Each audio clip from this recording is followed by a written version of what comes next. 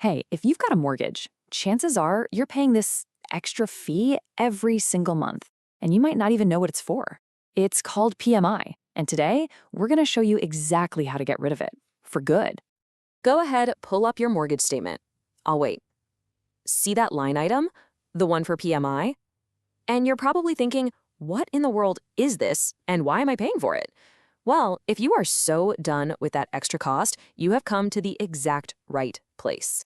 All right, let's break this down. That pesky charge is for private mortgage insurance. So why is it even a thing? Well, when you buy a house with a smaller down payment, lenders get a little nervous, right? They see it as a bigger risk. So to cover their own backs, they make you buy an insurance policy, that's PMI, to protect them in case you stop making payments. And here's the kicker, the part you really need to get. You're the one paying for it, but it does absolutely nothing to protect you. Not a thing. But hey, don't despair. You are not stuck paying this thing forever. Nope, there's actually a powerful federal law, kind of like a secret weapon for homeowners, that gives you the power to kick those payments to the curb once you've built up enough equity. It's called the Homeowners Protection Act of 1998. We just call it the HPA.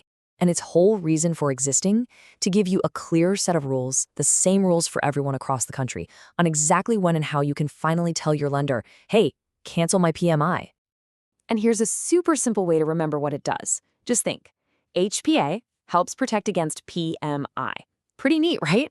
It's a great little mental shortcut to remind you that this law is totally on your side, working to keep more money in your pocket. Okay, so how does this actually work in the real world? The HPA basically gives you three, let's call them escape hatches, three totally different ways to get out from under that PMI payment for good. So here are your three paths. First, you can ask for it to be canceled. Second, it can just happen automatically. And third, there's a final, absolute deadline where it just has to end. Let's dig into each one. All right, path number one. This is the one where you take charge. And the magic number you need to burn into your brain is 80%.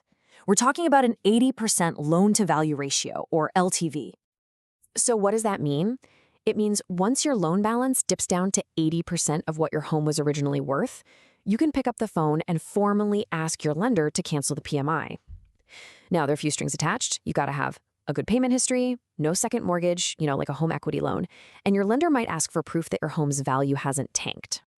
Okay, but what happens if you don't ask? Or maybe you just forget about it. Life gets busy, right? Well, the HPA has your back. This brings us to path number two and a new magic number, 78%. See, once your loan balance is scheduled to hit 78% of your home's original value, the law is crystal clear. Your lender must, not maybe, not should, they must automatically cancel your PMI. The only thing you have to do, just be current on your payments. This time, they do all the heavy lifting. So let's put these side by side because this is the key difference. At 80%, you have the right to ask. You're the one who has to kick things off. But at 78%, it becomes the lender's job to act. They're legally required to start the process. So one is you asking, the other is them acting. Simple as that. And now for the ultimate safety net, the final backstop. Let's say the housing market goes sideways and your property value drops, so your LTV just isn't getting better. What then? Well, that's path three, final termination. The law says that no matter what, PMI has to end at the halfway point of your loan's original life. So for a standard 30-year mortgage, that means after 15 years, boom, it's gone. As long as you're current on your payments, of course. Okay, now before you get all excited and grab the phone to call your lender, hold on. There's some really important fine print we need to talk about. The HPA is awesome, but it doesn't work for every single mortgage out there. Here's the deal. The Homeowners Protection Act only applies to what are called conventional loans. If you have a government-backed loan, think FHA, VA, or USDA loans, I'm sorry, but the HPA doesn't apply. Those loans play by a whole different set of rules, and honestly, they're usually a lot stricter when it comes to their version of mortgage insurance. And you know what? None of this is supposed to be some big secret your lender keeps from you. They are legally required to tell you about your rights to cancel PMI. You should be getting official notices in the mail from them at very specific times. Whew. Okay, I know that was a ton of info. We've got three paths, a couple of different percentages, some exceptions. It's a lot. So how are you going to remember all this? Don't worry, we're going to boil it all down to a super simple cheat sheet right now. Seriously, if you only remember one thing from this whole explainer, make it this sentence right here. Say it with me. At 80, you ask. At 78, it's automatic. At the halfway mark, it's gone. That one little phrase, it's everything. It's all three paths to freedom right there. And let's not forget our first little memory trick. What's that law that's got your back? The HPA, because it helps protect against PMI. See? Easy.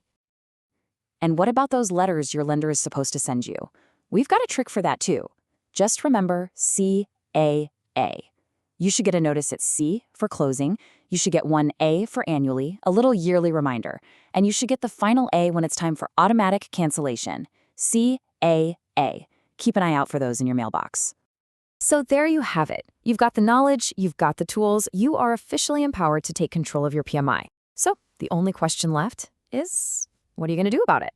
Your next step is simple. Grab your latest mortgage statement, figure out your loan-to-value ratio, and if you are anywhere close to that 80% mark, it's time to call your lender. You could literally be one phone call away from saving hundreds, maybe even thousands of dollars every single year.